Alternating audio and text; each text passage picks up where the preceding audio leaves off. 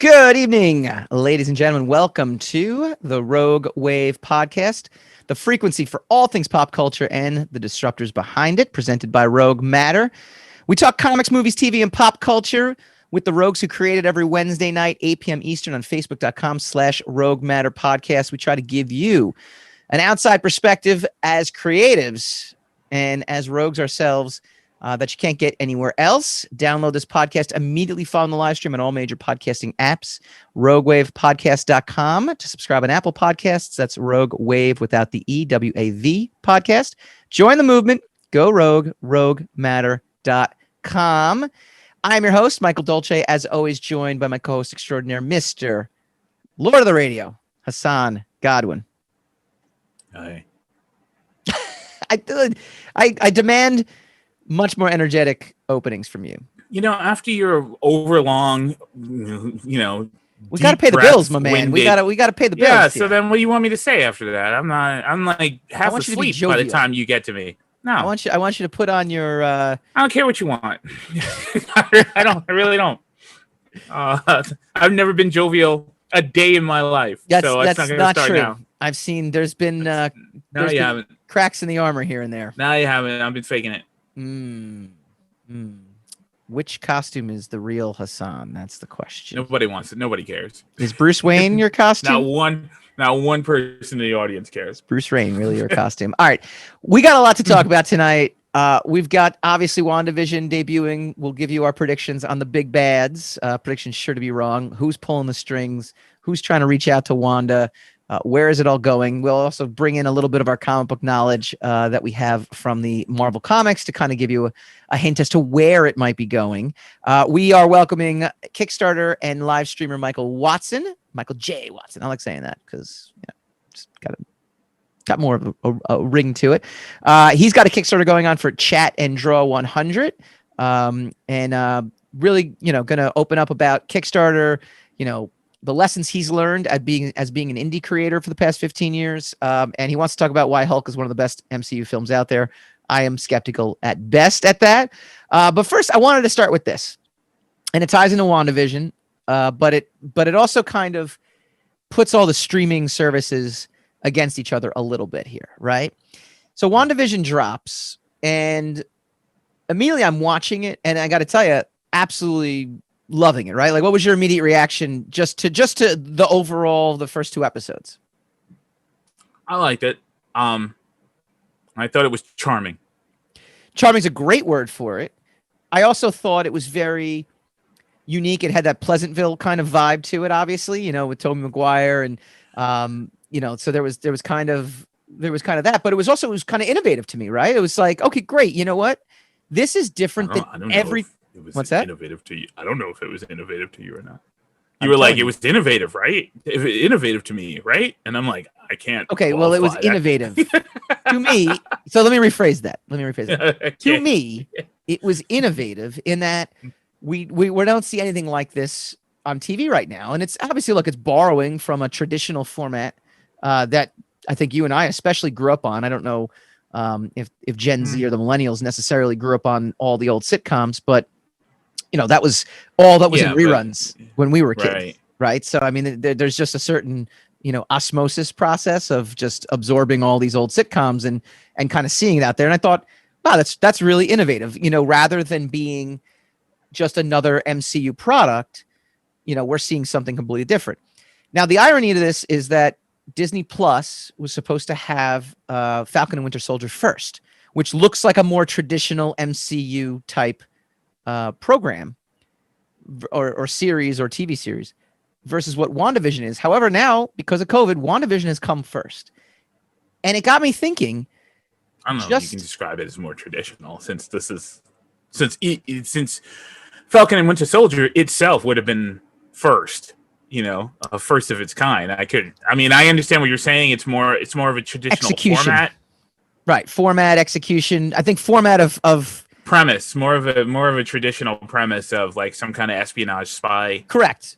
Something is awry, something is amiss with the world, and we have right. To but fix you could also look at them, and again, we haven't seen Falcon and Winter Soldier, so I don't know this, but you can earmark it to Winter Soldier, the movie, and kind of say it's along those lines. It's picking up where that left off in terms of style, in terms of execution, in terms of format. So you have something, you have like a marker to kind of reference, right? Whereas WandaVision is not referencing anything that's come before in the MCU. It has MCU characters put in a completely different situation, a completely different format of a show. Everything about it feels different, right? Whether you agree it's innovative or not, you know, it's definitely different than what we've seen before, right? True. And then I read, flipping over to the HBO Max side of things, to the Warner Brothers side of things, that Zack Snyder has now confirmed, or at least seems to have confirmed on social media, that what was once a 4-episode epic SnyderCut is now just going to be one big movie. And this is on the heels of what we kind of talked about the last 2 weeks, where DC executives have basically said it's a cul-de-sac. It doesn't go anywhere. It's not launching a Snyderverse. And Let's just keep shooting ourselves in the foot. It just shows me how far ahead Disney Plus is, even though people complain there's not enough content on Disney Plus. And I'll argue I would rather have content like WandaVision that is innovative and unique and just give me a little bit of that rather than just dumping a whole bunch of nothing or things that are going to ultimately be cul-de-sacs and go nowhere. Is that a fair statement to say that Disney Plus? I guess it's fair. I don't understand why you would hamstring whatever content you're putting out by know by limiting or managing the expectations of whatever the reaction to those things could be. Doesn't make any sense. It's like new issue of the Sire's coming out, but we're probably only going to do trade paperback. We're not going to do, unlimited release or whatever. So why?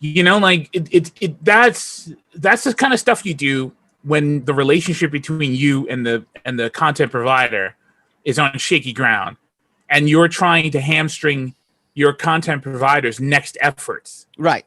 By locking him into a contract, or by saying whatever his expectations are not our expectations. And so that's fair in business, but they're still living in the past. They don't realize how much damage that's doing to the viability of the product with the audience who are waiting for it, because when we start to suspect, or we start to feel the drama, we get less invested in the product. Oh, absolutely. So it's not like it used to be like, I don't care what's going on behind the scenes, just give me Superman. It's not like that anymore. Right. We're just like, nah, all right.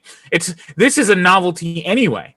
Because we already saw the movie, and this is a new take on a movie that we still all kind of very quietly feel is going to still be a disaster. But it's gonna be a new kind. It's gonna be its own disaster. But don't confirm it's a disaster. Don't be the company that confirms it's a disaster before it even comes out. And you just kind of hit the nail on the head, though, right? Like this is something that has never happened before. Well, maybe not never, but definitely it's a rarity at best, right? Where the fans clamor for something for so long that it actually returns. Family Guy might be the closest I can think of to something that, kind of parallels what happened with the Snyder Cut, right? Family Guy came out, didn't get ratings, went into reruns. The reruns did so well that they're like, well, we might as well make more. And now Family Guy's been on air for like 25 seasons. Snyder Cut's I didn't know that was the story of Family Guy. Oh yeah. Family Guy got canceled like 3 times before it actually got in reruns. Cartoon Network was like, we're gonna bring this back because our reruns are killing it, so we might as well do that. And they did. I know that happened with Futurama. Yes. But okay. Well, fair enough. Right. So that it's just really hilarious how DC executives are like, well, we have this new streaming service. We need content for it. Fans have been asking for this for, I guess, since 2017 now? So that's 4 years. For 4 years, for us to bring this back, at the time, I guess it was 3 years, it was last year, 2020. Yeah, let's do it. And let's not just make it a movie, a cut. Let's make it a series. Let's do all this great things. And then all of a sudden it's like, yeah, but by the way, either A, they watched it and were like, uh-oh, this is just as bad as we remember. Let's put the kibosh on it now. Or B, they have a lot of internal drama going on behind the scenes, and the executive that came over, Hamada, who's now in charge or is still in charge or whatever, has just never been a big fan and was like, who greenlit this? But either way, like to your point, though, it doesn't even matter. It's like it doesn't at this point. It doesn't matter because whatever the product actually is, you've already signaled to us that it's not something that has staying power per your perspective on it, right? So what are we supposed to do with it? There is literally so much content that you and I are talking about, and we'll get to it later. Yeah, you and I are talking about actually having the time to watch a show that's fairly new, that's already heading into its 4th season.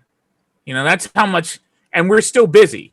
Yeah. So we're trying to fit watching a 4 seasons worth of television show into our schedules. Yeah. Right. And we're both freelance. So it's not like we are out and about, like, at an office all day and we can't fit it into our schedule. We're you could have a show on even as background noise and still consider it watched by today's standards, right? So obviously there's a ton of content. We are not compelled to be slaved to the television anymore. Right. Because of DVR, because of all this other stuff. So for a company to signal, well, this product that we're about to feed you might not be fresh, just warning you, the spaghetti was made by a guy who doesn't know pasta. So here you go. But, and so now you're about to sit down and eat, and you're like, well, you've already spoiled the meal for me, right? So I don't understand it. Now, that's the thing. That is not, I'm trying to sell you, I'm a restaurant trying to sell you food. I'm a restaurant owner having a beef with my cook. And therefore I'm taking it out on, I'm trying to take it out on him by poisoning your experience of his food. That's basically what's happening. Yeah. And it just at the detriment of my own business. It baffles me. I mean, I think in some ways, they're playing with a level of money that to us would be like, why would you waste $20 million on this? And they're like, it's $20 million. Like, whatever. It sinks. We need to move in this direction. Blah, blah, blah, blah, blah. You know what I mean? Like, yeah. I guess so many creative decisions are made for reasons that have nothing to do with creativity, So like it almost makes us naive. Yeah. Thinking about things in that manner, Yeah. Because I mean so many things, just so many decisions are like, wow, why would you do that? And I've seen that recently in watching things, because you watch with a more discerning eye when you're also a person trying to create something, and you go, it seems so logical not to do what you just did, but most of the times they did it because their motives have nothing to do with the vibe, with the narrative viability of whatever their story is. They're trying to push a product out the door. So I don't know. So I said that Disney is so far ahead of all the streamers, and I actually mean that they're ahead of Netflix too. Now, Netflix just released numbers literally, I think either yesterday or today, that they have now passed 200 million subscribers. So they've got to be the king of the streamers. Currently, I'm not going to argue with the numbers, right? Numbers suggest they are the best streaming service. But and this is actually a point that friend of the show, Jeff Gomez, makes. Disney Plus was supposed to reach like 70 million subscribers in 4 years. They did it in 1 year. Netflix, meanwhile, they were the only game in town. They continue to release really good series. So, for example, this is from Hollywood Reporter, the 4th season of The Crown, the Shonda Rhimes produced Bridgerton, and the limited series The Queen's Gambit all posted big numbers. It counts 2 minutes of viewing time, long enough to show the choice was intentional, so that they have big numbers for these particular shows. But a lot of these shows, and this is Jeff Gomez's point, I'm not going to claim that I made it, they die within the streaming service. There is no transmedia effect beyond, well, I clicked on it, I watched it, and now it's gone. Yeah, that's why Amazon's new model is to start doing everything weekly. They don't drop their entire seasons, Right. On the same day anymore. But they still don't have their ground game together because, like, I'm watching like The Expanse now on Amazon, and it drops weekly, so it keeps everybody engaged, and they have like this after show paraphernalia that they can put out, but they don't give you previews of the next episode. They don't, there's still a lot of kinks that they haven't worked out yet to keep you like tantalized, to be able to Amazon watch. to me is a strong is strong in the sense that I feel like they've got the wealth and the resources to get very good very quickly. So they could right now I would put them at number 3, right? Of the streamers. Are still not bad. I think you could go Netflix and Disney 1, 2, and then you could go. There's more viability with Amazon because you can get other services through Amazon as well.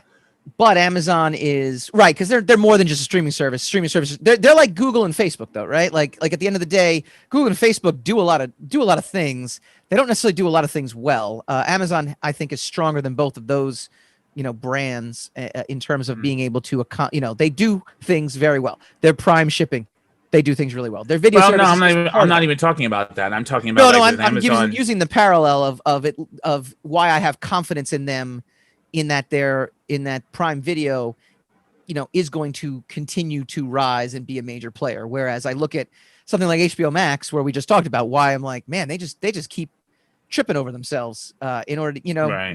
I'm just talking about my confidence. But I mean, level. if you have Prime, if you have Amazon and you have Netflix, but through Amazon you could also get CVS, you could get HBO Max, right? You can get BritBox, you can get all these other weird services like ancillary services. Yeah, that sort of makes Prime better than Amazon. I mean, better than Netflix, because Netflix is basically one stop shop. It doesn't make it an apples to apples comparison, because we're not talking about necessarily the content. We're talking about the delivery, right? And well, I mean, you're also, if you're Netflix, you've got time, but your time is running out, because the more and more everybody else develops their services, the more and more their content's going to become exclusive, and then they were going to take them off of Netflix. Yeah. So I'm saying that's what I'm saying.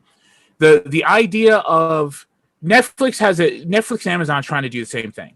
Netflix will show network shows that have been shown on the network and now are on Netflix for you to watch in case you missed them. Right.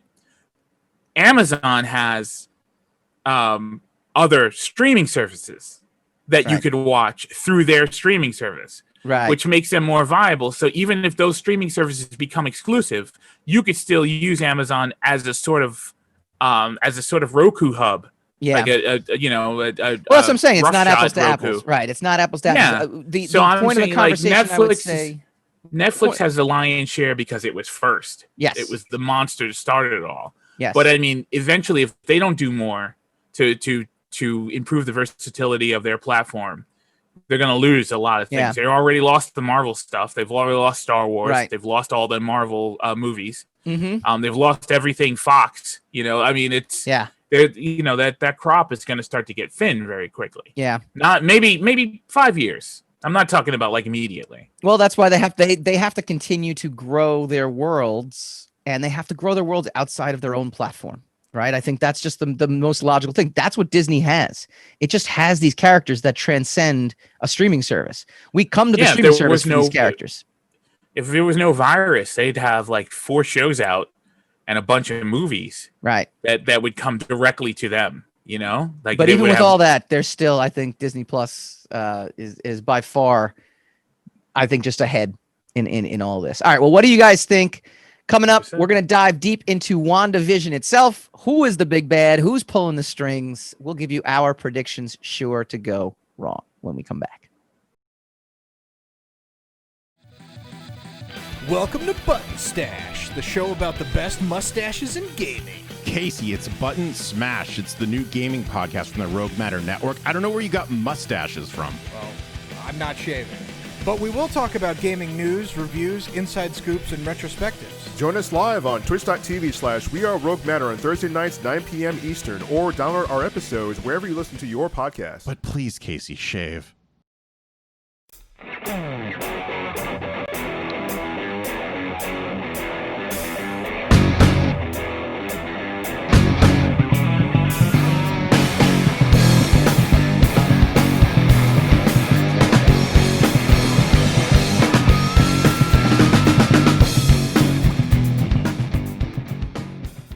Welcome back to the Rogue Wave podcast, presented by Rogue Matter.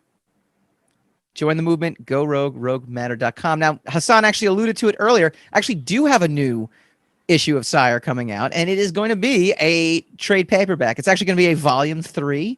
It hits Kickstarter next week. Don't worry, it's a cul-de-sac. So no, it keeps going. I got 50 issues planned, baby. I just redesigned this costume. It's wonderful. No, I'm the publisher, and I've just decided I'm just going to tell everybody it's a cul-de-sac. And SnyderCut.com. Sire, a superhero forced by his own costume to fight evil. If you like 90s style comic book superheroes set in real-world settings, this is the book for you.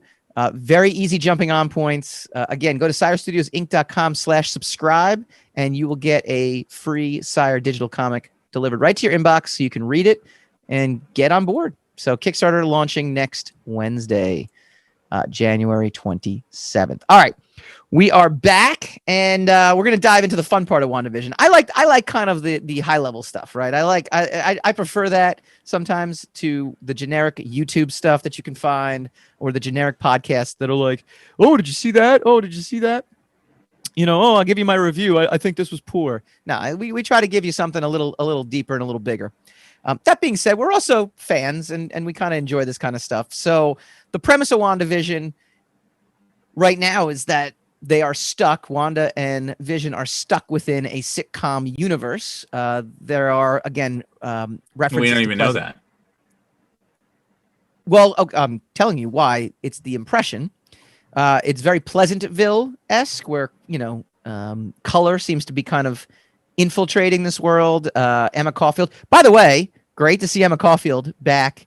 I met her a couple times because she was a Wizard World guest many moons ago, and she is delightful and a wonderful person. So it was really nice to see. It took a while before I realized that was her. Actually, I did a double take because I was like, "Who is that?" And then I had to Google, and it's black and white too, so it makes it a little harder to kind of pick out who the actors and actresses are. So it was nice to see her popping up, a Buffy alum, and color protrudes the universe. She bleeds red. There's different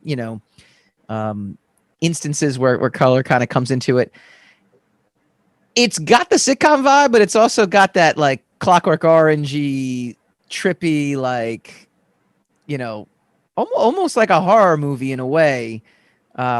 Especially like when the boss is choking at the end of episode 1, and everyone's kind of just like frozen there and not doing anything, and it looks like Deborah Jo Rupp's character from the actress from that 70s show is just like, you got to do something good. Like, instead of her actually doing something, when her husband is seemingly dying, she's just kind of like on repeat. She's like a broken record. It's got a creepy vibe to it, right?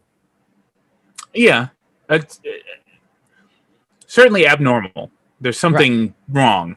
You know, I don't know if I was creeped out, but there's definitely something's not right. Yeah. Right.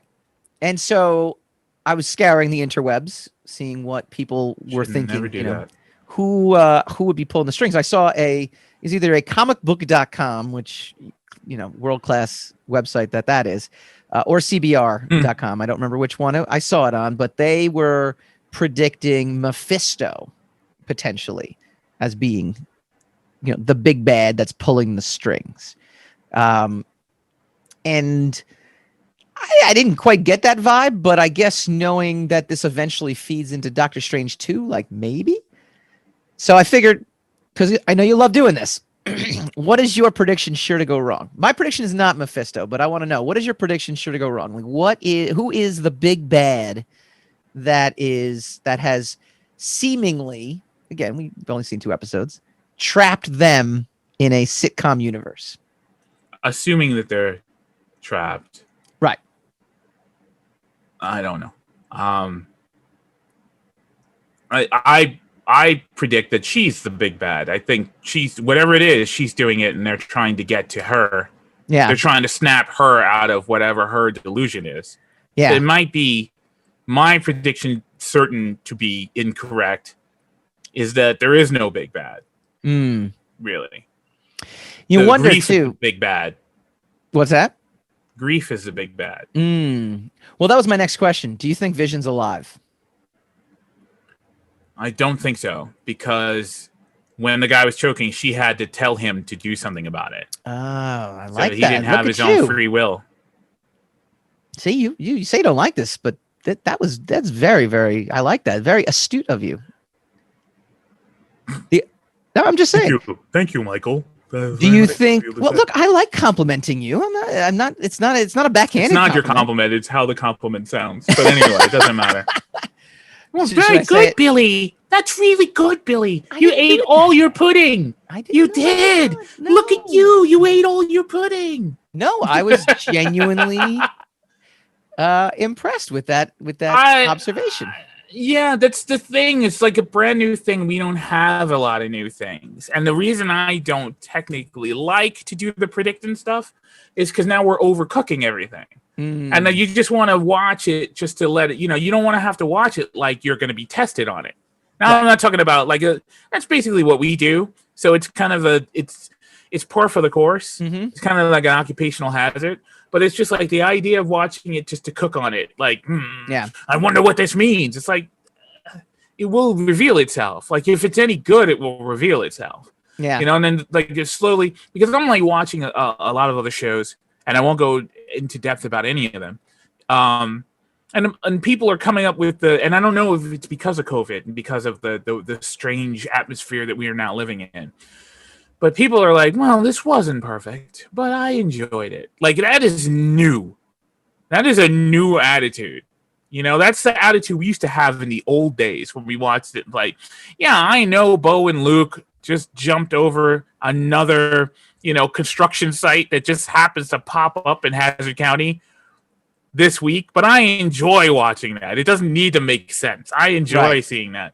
And so now people are like, look, this isn't perfect, but I'm having a ball watching it. Right. And so that's fine. And I'm thinking, just like we're discovering that the internet is the culprit in a lot of, modern problems that we're having. This is another aspect of it. And whereas way more benign, it's not a problem. It's not a society problem, but this is another aspect of overinflating interactivity to the point where we have personal expectations, and then we don't involve ourselves, or we don't digest the material we're given as merely consumers. I'm not eating this food for nourishment. I'm eating it to test out the ambiance of the atmosphere of the setting that I'm sitting in. Did you ever and used to do eating that in. though? Did you ever used to read a comic and then talk to your friends and be like, gee, I wonder what's going to happen with this? Like it has innocent beginnings. I mean, everyone used to. It does. It's when it becomes industrialized that everything goes wrong, right? Like you build a cabin in the woods and that's quaint.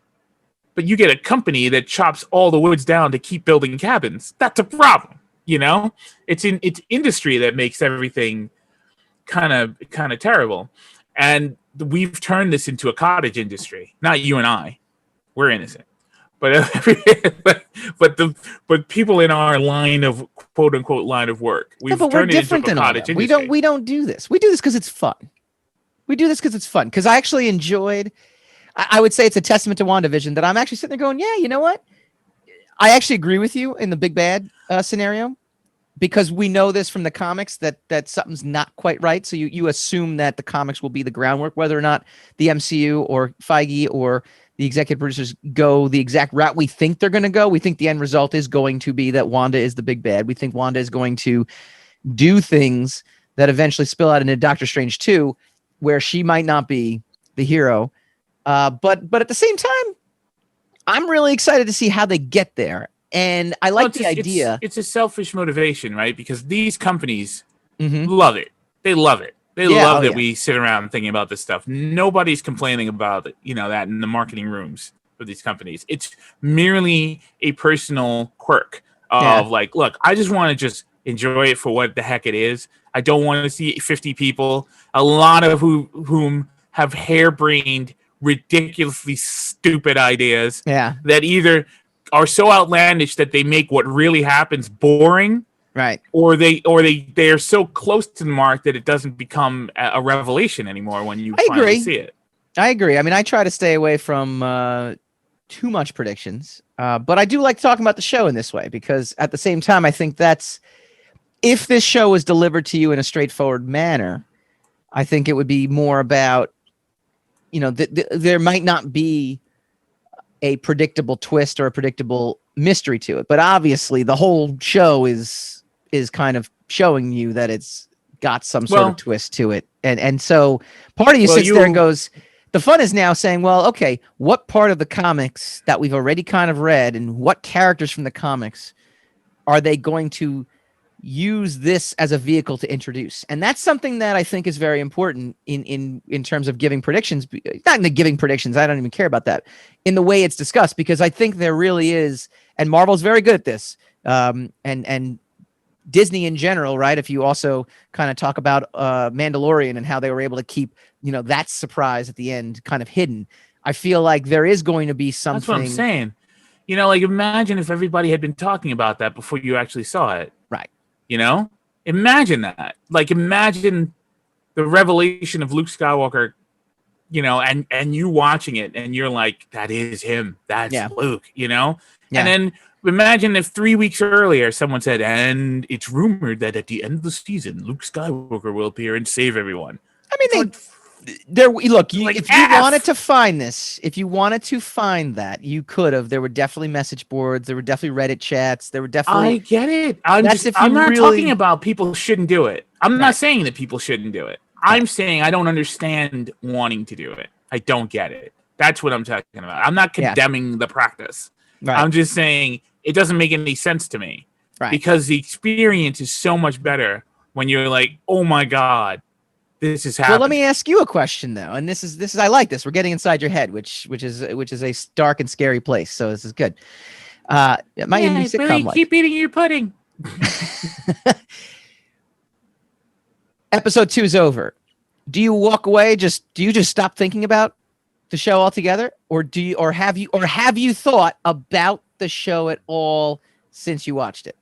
I have not. I have actually. I thought it was pretty good. It has nothing to do with my. It's. I don't know what you would call it. Is it a Zen kind of patience? Like, it'll let me know what it's thinking. I have no idea what you would call it. Is it compelling? I think it is. I think it was. Yeah. I was compelled. I want to see more. It's not one of those shows because of the way the premise is right now. It's not one of those shows like, oh my God, I cannot wait to find out what happens next. Not yet. I don't feel that way yet.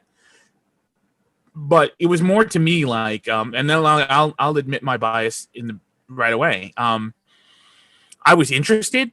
Yeah. But I wasn't like I can't wait to see this. It was more like the same interest I had in Infinity War. It wasn't more like I can't wait to see these guys in this epic film. My attitude from a storyteller standpoint was, man, I want to see how they pull this off. You know, because they've been promising this for 10 years. So I just want to see how you pull off a hat trick like this. Right. And so like with WandaVision, I've been hearing about it for over a year. You see some clips from it and you're like, that's interesting. Now the goodwill that MCU has garnered for itself means you're going to go into it with an open mind, right? Just like the same goodwill that the DCEU has not laid for themselves. So you don't go into their product with an open mind. Right. They were they had a reprieve with Aquaman and Wonder Woman, and seemingly because of the scuttlebutt right now, the Wonder Woman's kind of squandered that goodwill for that particular for that particular franchise. So maybe Yes. Aquaman still has it, but Wonder Woman is going to have to prove itself all over again. Yep. So the MCU has a lot of goodwill. So even though like an idea of wow, 2 Avengers are going to be in I Love Lucy, is this really what's going to happen? Am I really going to sit down and watch this? And then you watch it, and it's just, I think to the credit of Paul Bettany and what's her name? Elizabeth Olsen. Also Elizabeth Olsen. I knew it was Olsen, but I couldn't remember the first name. Just one of those Olsens. Ironically, neither of the twins, who are like just multi-billionaires from Full House, amazingly. Yeah. Okay, whatever. The Elizabeth Olsen and Paul Bettany, I think to their credit, the show has so much charm. Yeah. That you're gonna sit still for this slow reveal of what's going on, this rollout. And they owe that to them. Right. I don't think there's anything particularly clever or crafty in the manner in which the story is being rolled out. I think you're just like, I like these people enough to stick around to find out what's going on with them. Yeah. We also don't forget that's why too, when it goes off, when as you know, to answer your question, that's why when it ends, I'm like, all right, I'll be here next week, but I'm gonna leave it. You know, I'm not that compelled to decide. I know what's going on just yet. One aspect of the show that did have me thinking this, though, and this is why I think they're trapped in something. They're trapped in some sort of world. It could be Wanda's head, but I don't think it is. I think it's some sort of physical place. Is that Geraldine is there. And who is Geraldine? It is actress Tiona Paris, who played Monica Rambeau in Captain Marvel. So, you know, she's basically very possible, and she wouldn't be in Wanda's head, right? Right. And so these are little things. So when I got up, I was thinking to myself, I'm like, oh, that's interesting. That's supposed to be Monica Rambeau. Okay, so you know, one of the Captain Marvels from the past. Right. So again, yes, it does kind of it needs me to have the peripheral knowledge to know that the actress is playing the adult version of this character and she's going to be in it, blah blah blah, for me to kind of grab onto it a little bit. And even, the neighbor played by Catherine Hahn, we kind of know just based on the comics. I mean, having the peripheral knowledge helps in, enhancing the experience. But little things like that, got me thinking even after I pushed the off button. Sometimes having the peripheral knowledge can hamper the experience because you're like, I know where this is going. Yeah. I mean, it's not always an asset. No, it's not. But in this case, I think it definitely is. Real quick, from your perspective, I can understand why you would say that. Yeah, we do this every week. All the rage in the pop culture world. Some quick news and notes. Rogue Rage. Chris Evans. So it's just a little MCU news to tap onto the end of this discussion. Chris Evans to return as Captain America in future MCU project. Deadline reports. He's expected to reprise his role with a door open for a second film. It isn't expected to be for a new Captain America installment, but rather an appearance similar to the ones Robert Downey Jr. did in MCU films like Civil War and Spider-Man Homecoming. So Steve Rogers lives. What do you think about that? I think when I see whatever they are talking about, I'll be impressed.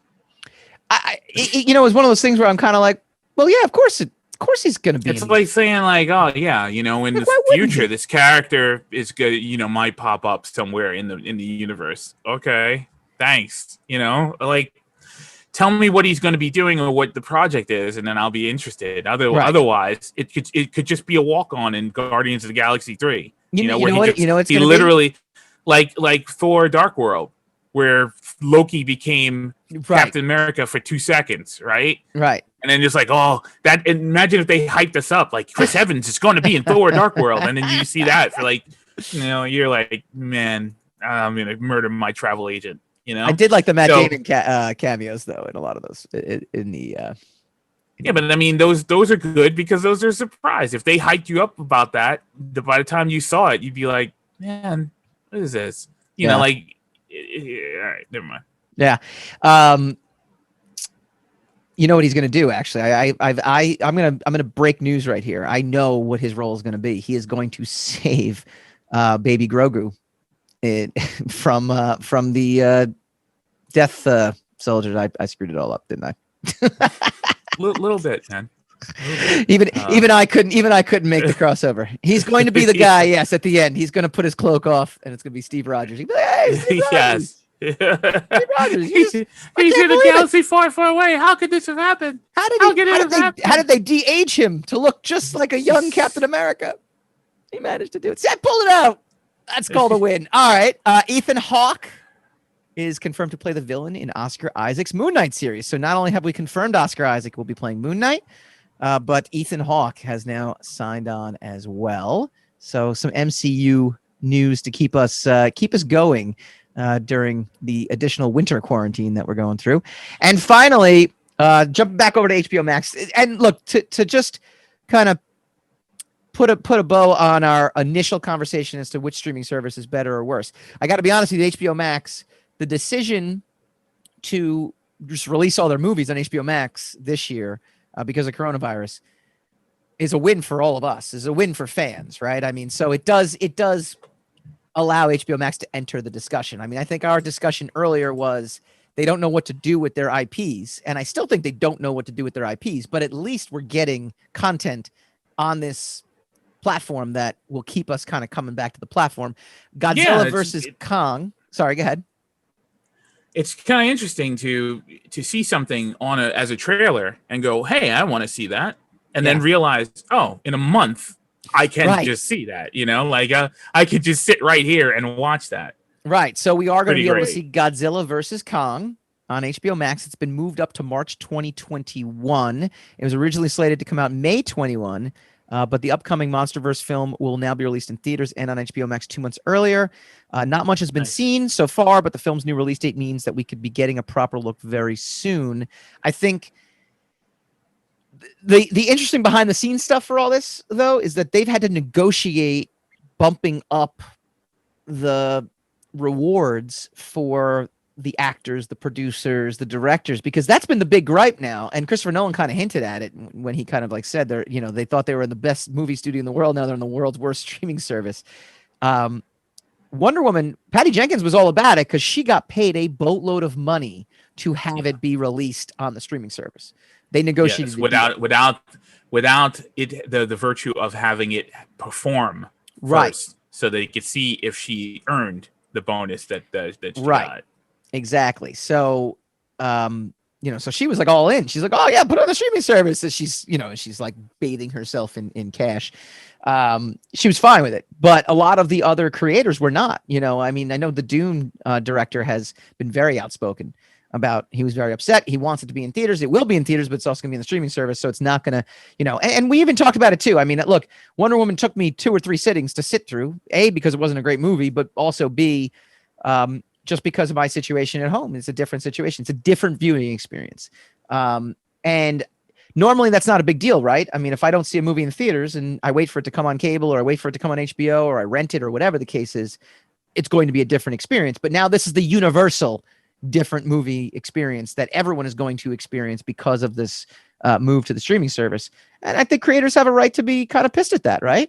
Yeah, this lends again to the ridiculous politicization of COVID in and of itself. Yeah. In that there's people actually arguing for theater, experiences. Yeah. In this mix. And what they should be doing is how do we get to keep making movies and keep getting our product to the people while we're still, and find a way to do that and still make money. Yeah. If we help each other, we could all make money. But if I do understand, like if Warner Brothers or whatever makes a decision without consulting the creators of the content that they're making the decisions for, I do get that there's a lot of crap with that, and there's way too much money just being dangled out a window, right? But I think at this point, at 400,000 people, to argue that this should be in theaters is tone deaf. And it doesn't matter how many people believe it. It's real. It doesn't care that people don't believe it's real. It's real. Right. Right. So to say, well, I want this in theaters, like, okay, you can have that in theaters, but there are other places, and there's demographics for it. Even when they've opened up, when they're not on lockdown anymore, the businesses don't come back. Right. Because people ain't going to those businesses. Right. Because everybody's afraid. Right. So you can put it out like Tenet, and you could have a lukewarm reaction to it. Right. Or you could find a way to modernize your delivery system, your film delivery system. And I do not claim to know which way that is, but I think there's innovations, I think historically, to be on the side of open the theaters in the middle of all this is the wrong. Well, but look what came back take. though in the midst of all this drive-in theaters. And that's something that's great. But then start investing your money into inventing new ways to make the movie experience in a way that everybody can do it in socially distance. Yep. Instead of complaining, I want my movie in the theaters. Right. Which is like, okay, yeah, how does that get done? Right. People in the desert want ice water. Right. It's just not easy to come by. So, if you tell me how to do it, I'll make it happen for you. But until then, you're just complaining. Exactly. And look, they only said they were doing it for this year, right? And so they were doing it because this content was going to get stale.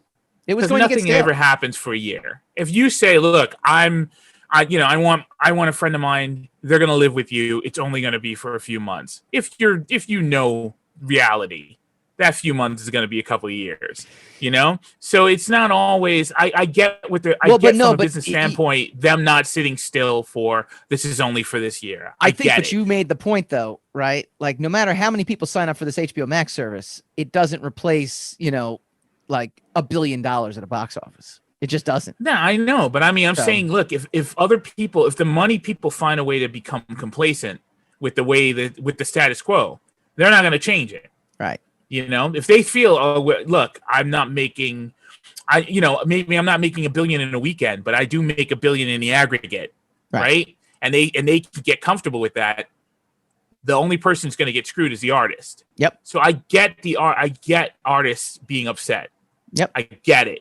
I just think the argument that they're making, is not a good argument. Not right now. Well, what do you guys think? It's not a good argument. Lot to chew on there. Who's your big bad prediction for WandaVision? What role is Monica Rambeau going to play? Who's not? Who cares? And what did it feel like to walk inside of Hassan's brain, even if just for a moment? Comment in the Facebook feed. You weren't even in the vestibule of my brain, trust me. You weren't not even in the waiting room? You weren't even on the porch, man. The airlock. The airlock, yeah, if not even close. Yeah. Comment in the Facebook feed. If you're downloading us on all major podcasting apps, you can still go to facebook.com/Rogue Matter Podcasts and comment after the fact. The video's here. If not, just keep subscribing. And thank you guys for listening. When we come back, we got Michael Watson talking about his Kickstarter, talking about the lessons he's learned and all of that fun stuff when we return.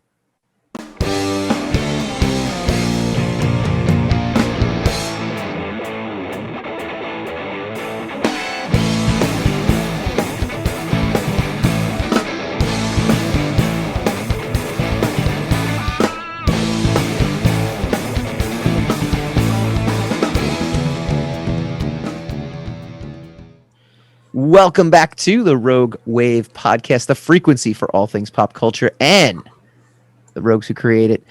We have a rogue that he and I go back a long, long way. We were talking about it off air, but I'm going to flash it on the camera here.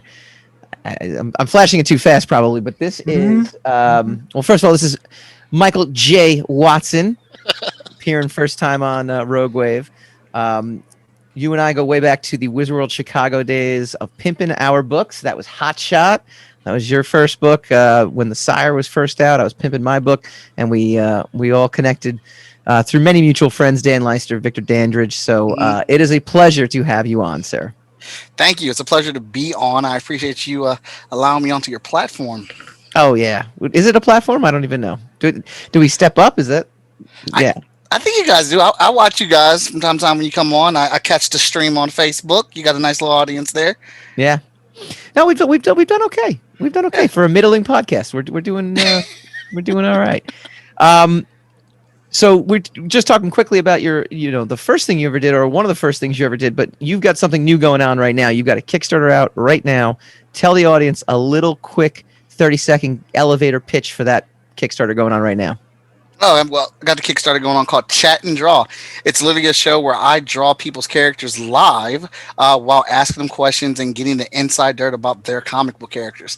With this Kickstarter, what I'm trying to do is expand the audience and get more creatives on there. We're still going to do comic book creators because that's my heart, but I want to get TikTok people on, YouTube stars, fashion, all types of creatives to discuss what they do and turn them into awesome characters. That's awesome. And you can get it. What do people search for on Kickstarter right now? Chat and Draw? Chat and Draw 100. All right. We'll definitely have to check that out. That's pretty Your first straightforward. Kickstarter on your, what's that? I said that's pretty straightforward. There's not a lot of hoops to go through to get to it right. We are trying to facilitate as much as we man. possibly can here. No, that is the essence of marketing right there. Yes, the brevity it is, right? and the directness. Yeah. KISS, keep it simple, stupid. That's what we adhere to. This is your first Kickstarter, though, that you're doing on your own, right? You had done Kickstarters with different publishers, but now this is like your own entity. Talk to us about the experience of the prep work and what goes into it, and everything that has now yielded this Kickstarter. Tons of work. My publisher currently, Short Fuse Media Group, we've been doing the Kickstarters on them for my comic books, Hotshot, Vigilance, and Heroes International. And I will take my hat off to Sean Mack because he has made this process a breeze. Wow. Okay. Yeah. So for the record, the hat didn't actually come off. yeah. But just making a point there. So I've taken the brunt load of this Kickstarter, put it on my own page and leading the way on it. And there's tons of work that goes into it. Marketing, branding, and the main thing, trying to make it simple and direct so people will be able to find it. I had like 7 people read over my Kickstarter to make sure none of the rewards were confusing. So I didn't want to lose people just because I was trying to be too specific in my wording. Building relationships, reaching out to other creators, having them on the show, bringing them back for guest shows and things like that. Trying to get my email list together. And probably the most important thing, being very honest with myself where I am with my own audience. And so you kind of list all these things. I'm wondering now, at this point, having done many Kickstarters and now again kind of doing it on your own, do we almost take for granted the Kickstarter platform? Because I still get questions about Kickstarter, like wait, do I own the project? Do you really need, like people are still, on the outside of like this Kickstarter community that has kind of formed over the last few years with comics. I still get a lot of people that are just, they don't get it. Like they just don't get like the model. Did you find that with this project for you? I found that I am still learning stuff still currently with Short Fuse. We've put together on 15 consecutive Kickstarters that have hit goal. And I've learned a lot from Sean, watching him, working on the Kickstarter and stuff. I'm like, all right, I'll get to mine. No problem. Easy. I'll be able to knock this out and like no troubles. But like I get to it and I'm still learning things. Like I've had TJ Sterling, Russell on, Kara Nicole on my show, but like, and asking them questions about what they do. And I'm sitting here like, okay, that's new. Like that's a different direction. So even with the Kickstarter, while I'm comfortable with it and I'm pretty sure I was going to hit goal, I didn't know when I was going to hit goal. I didn't know if it was going to be at the last minute. But luckily we've hit early. So thank you to everybody that supported it. But there's still tons of things that I did not know and different angles that I have not looked at the Kickstarter from. That once I get done with this, I'm going to be back in the lab, asking questions, looking at what I did. My favorite thing right now is to look at all the analytics. So I am constantly looking at, well, where did this person come from? And then I'm trying to backtrack it. Like, was that from one of my posts? Was that from one of my show appearances? Like, where did this person come from? So I can get more of those people. So this is really fascinating. And I love that you brought it up and totally like organic and spontaneous. The thing that I find most fascinating about Kickstarter is the merging between the business world and the artist, right? The artist who's also the entrepreneur, because everything you just mentioned is like textbook entrepreneur 101. Like, where am I getting my customers from? Where's my pipeline? What marketing worked, what marketing didn't. And quite frankly, when we first started out, that would have almost been blasphemous, right? Like, right? It's all about the creativity, right? Like Hassan, like you and I talk about this all the time. Like it's a tough marriage sometimes, but it feels like you're not always successful. Not as always. Yeah. It's not always a successful marriage. But it's something I think is a lesson that all artists have to kind of come to grips with, right? Like, is that something you've you're kind of okay with now, like the merging of these two worlds? I'm absolutely okay with it. And I used to hate math, so I love making spreadsheets now. Like, it's like one of my favorite things to do. And Victor and I were actually crazy. I do. Victor and I was just talking an hour before I came on the show with you guys, and we were talking about like, what's the true meaning of Kickstarter? Like, where are people, like, what's the true question of like, how successful are you? There's like several different types of success that we see across Kickstarter. There's people that consistently hit their Kickstarter all the time, but like barely hit it, but they hit it all the time. And there's people who crush their goal. Yeah. And with each Kickstarter they do, they get bigger and grander with it and things like that. So Kickstarter is still a big mystery, but as far as the business end of it and, promotions and understanding the numbers and stuff, I freaking love it. Like, my math teacher would be rolling right now laughing. I told you were going to use this math. I told you were going to like it. Like, so. Shut up, teach. I'm a draw for a living. That was exactly the phrase. I am drawing. What are you talking about? I'm drawing comics for the rest of my life. That's a funny lesson that I've learned too. Like, there's so many things that I do now where I'm just like, either A, I feel like I'm turning into my dad, or B, I'm like, I'm almost like, wow, this is like, it's almost a fruition of this journey you enter trying to make it in comics. Because and Hassan and I have talked about this before, right? Like, if you want to be a doctor or you want to be a lawyer, there's a real set path for you, right? Like, you go to this school, you get this diploma, then you go here, then you go here, you do your internship, you go here, boom, you're a doctor, you're a lawyer. There is no set path for being a comic book artist or comic book writer or creative, like, entrepreneur. There's none. It's just throw anything against the wall, right? Right. It's literally a conversation I had with my daughter. Both of them, they love to draw. And my one daughter, while she likes to listen to my advice, my other daughter likes to do it her own way. I'm like, that's cool. You can do it your own way, but I'm trying to tell you, you got to know the rules first before you can break them. Once you know the rules, you can do whatever the hell you want to do. You can break them, convert them, turn them upside down. But trust me, let me show you the rules first, because I was hard-headed too, and it took me a long time to get it. And, here I am kicking myself like, man, if I would have just shut my mouth and did this first, I might be a lot farther along than I am now. What is it? Someone said to me one time, like, you are the best you possibly can be at any given point, right? Because like, no matter what, like, you had to go through those experiences to get to the points that you're at now. And I had plenty of look backs where I'm like, man, why didn't I take more advantage of this opportunity? Or why did I take a break then? Or what, but there's nothing else you can really do. As long as you're in it and you're still sticking around. I mean, right? Isn't that that's the end goal of it all? Yeah, you're a big. Are yours to you've earned those mistakes. Also, that's just like all the success, you've earned the mistakes. So yeah, I mean that's you just can't part deny of it. them. Yeah. So now, Absolutely right. You've been in comics for a long time. You've been a big fan of comics. What are you currently reading now? That kind of has you kind of peaked in terms of just reading. I'm not reading a lot of comics. I'm actually catching up on comics through like news on podcasts and YouTube channels and things like that. The one thing I'm consistently reading is manga, My Hero Academia. Okay. It gives me all the love that I used to have for like, mainstream superhero comics. Sure. And I'm reading a ton of indie books. I know that may sound a little less because I make indie books myself, but I'm reading a lot of them. I actually just got indie books are still comics. Yeah. Punchline. Like So Odina, so I do a lot of Kickstarters myself. Mhm. I actually go there to look for books Yeah. because it's like the creative content there and how good they are. There's no rules. There's no rules. Yeah. There's no big person in a chair holding millions of dollars over your head that you have to answer to. These people just get to create these stories, and I get to see where these characters go. There is no big reset button for them. Yeah. They just, if a character dies, a character dies. You know.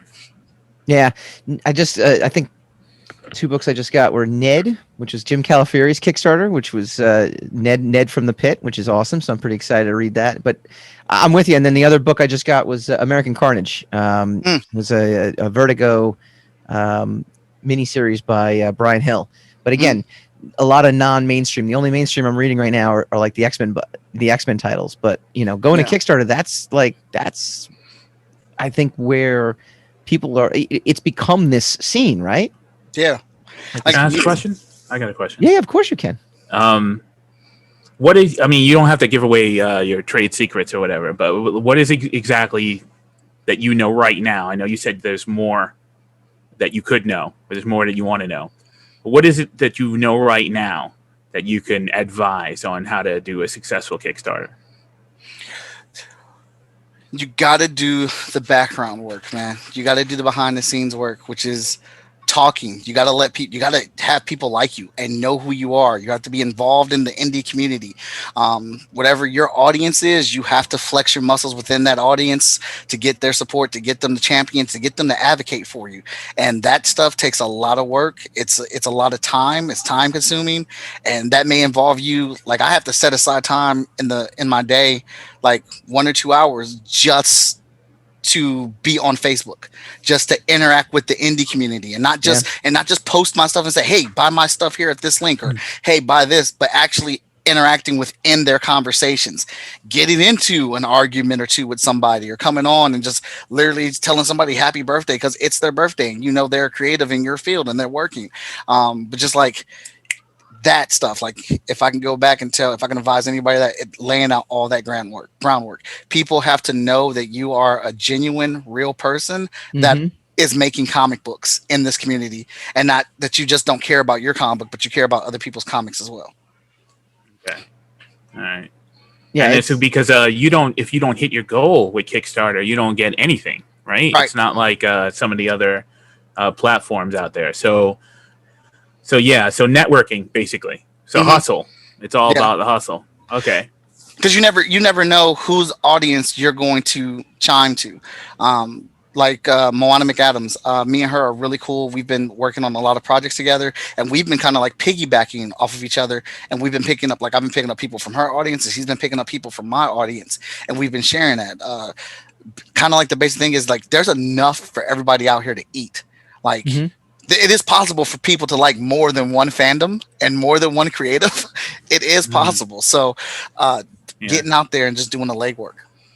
I find, like, in COVID too, people are like really thirsty for new stuff. Like, really, it's just passing the time. I mean, I think I just saw a figure like graphic novel sales are up like 500% or something in the last, and it's because I think they're looking for that next thing that's going to be either the next thing that's going to just satiate their love of comics, or the next thing that they might see on TV someday, or like they're just looking for new ideas, especially when Hollywood reboots everything. So that's hilarious because my show Chat and Draw would not have happened without COVID.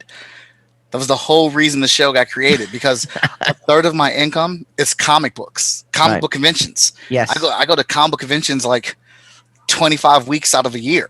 I'm always at the show. And once that got canceled and closed, I was like, well, dang, how do I interact with my audience? Yeah. How do I still stay on people's mind when they're not seeing my content or anything like that?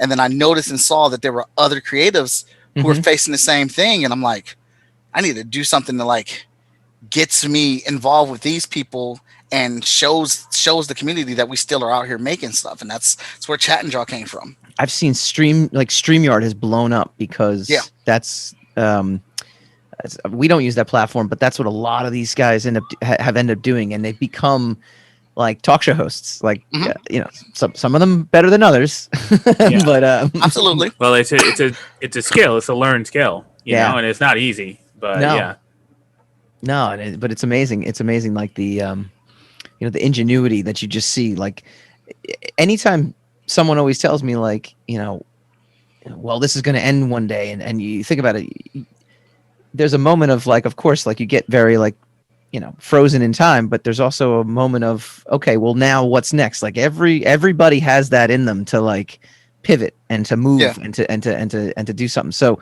for you to start the show, but you're a natural for that. So I feel like you should have been doing this like 5 years ago.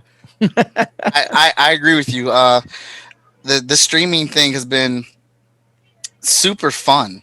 It has not been easy, but it's been super fun. And any aggravations I've gotten, I was able to find a workaround with it or whatnot. And if I'd have jumped on this sooner, I can only imagine like where I would be at right now or whatnot. It's like, it's a powerful tool mainly because of what we're at right now. People are looking for content. People are at home. They're looking for stuff to watch, participate in. I've actually started getting messages where people have been telling me how much they appreciate my show. That's great. Because they're stuck at home, dude. And like, they're like, oh, you're hilarious and your art's good and you're bringing on all these people.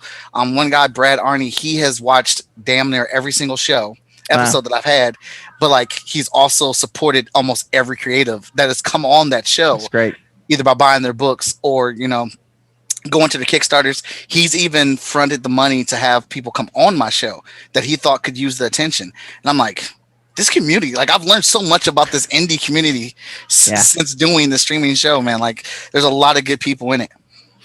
It's amazing too. I find the in-person networking easier than doing stuff on the internet. Hassan, you might disagree with me. You might find like the internet world is easier, but it's not.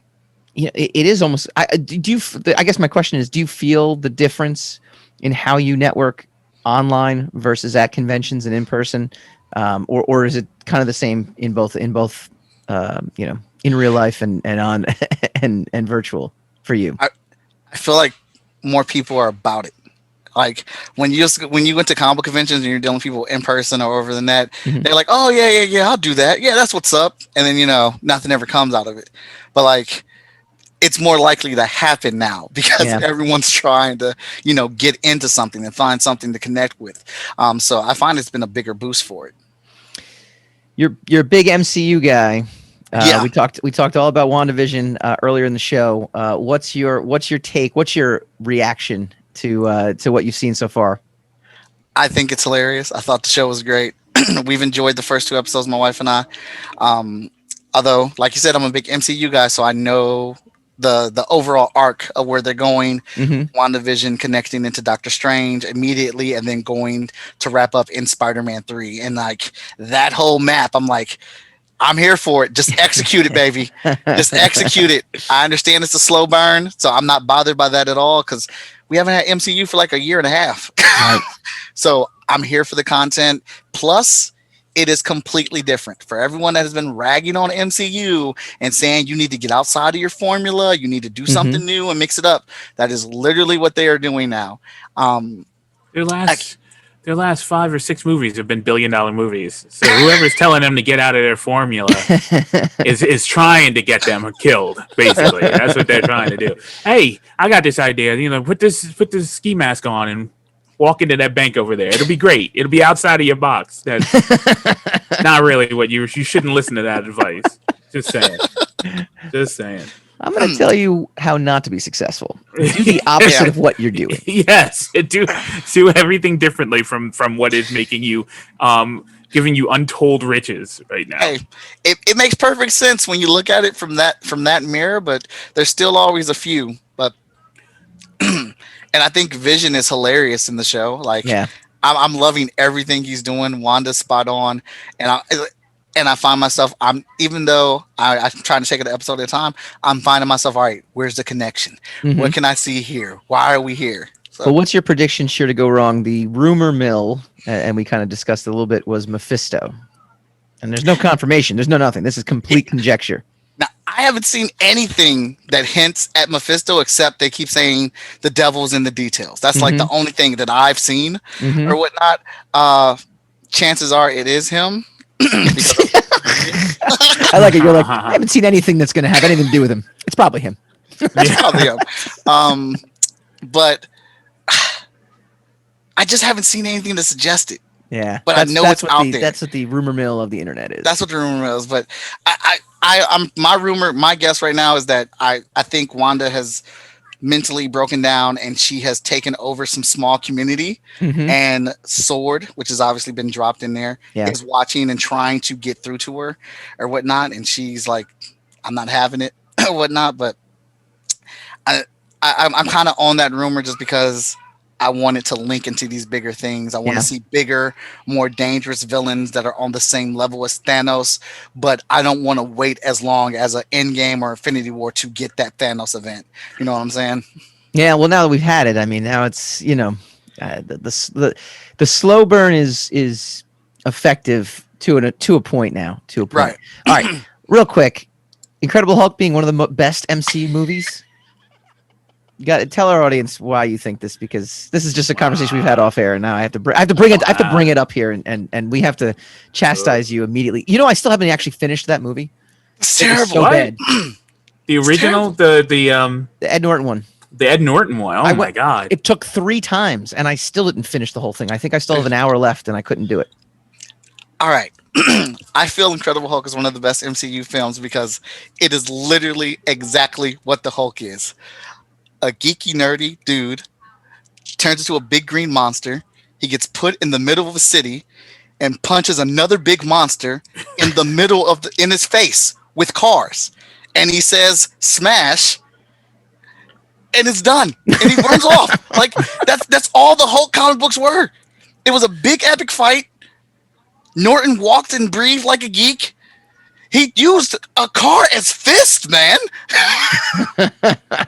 I mean, I don't know what people really wanted from a Hulk movie. That's all I ever wanted when I watched that first one, that terrible one where it was all feelings and emotions and bad dads. And then I got this one from the MCU. I was like, that's it. Punch him, kick him, buildings falling, charging at each other. That's smash. Hulk. That's a great Hulk intro movie, because like we always complain, right? We're always saying how comic book movies do not respect the source. They're always changing stuff. Mhm. And at its heart, that movie is literally the source material for the Hulk. All right, I'm gonna give myself a homework assignment. I'm gonna finish Incredible Hulk. Oh boy, yeah, like that, like Ozark. Hey, look, I'm on episode 4 now. Episode 4, baby. Oh, episode 4. Well done. Yeah, I'm gonna watch episode 5 tonight. I'm so proud of you. I'm You're hooked. good. You're a good man. You're a good man. I got 2 kids, Yeah, bro. good. What do you want from me?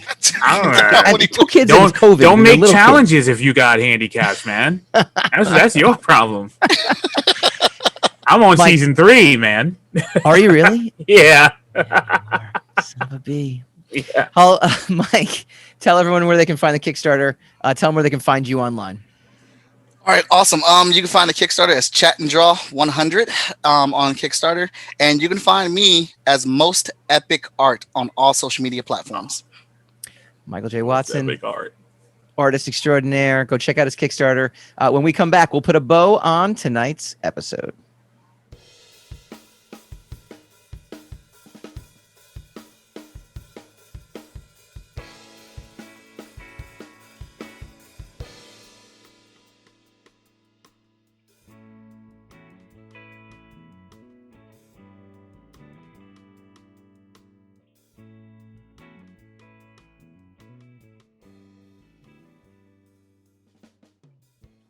Welcome back to the Rogue Wave podcast. I want to thank our guest, Michael Watson, dropping some knowledge for us about kickstarting and making comics. He and I actually kind of broke in doing indie comics around the same time, 2006, as we kind of talked about. So it's been 15 years, kind of crazy, but it's great to see, him expanding his audience, him pivoting, like how he decided to pivot. This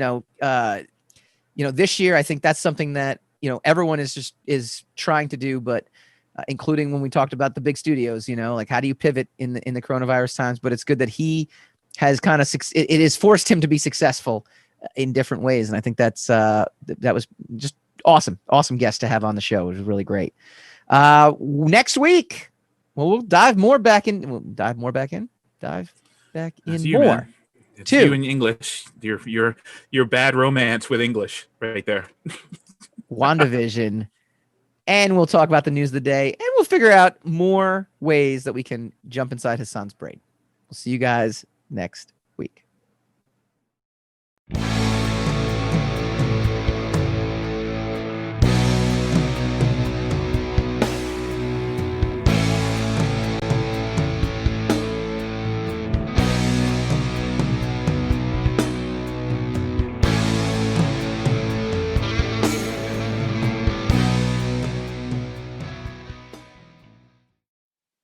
Rogue Wave.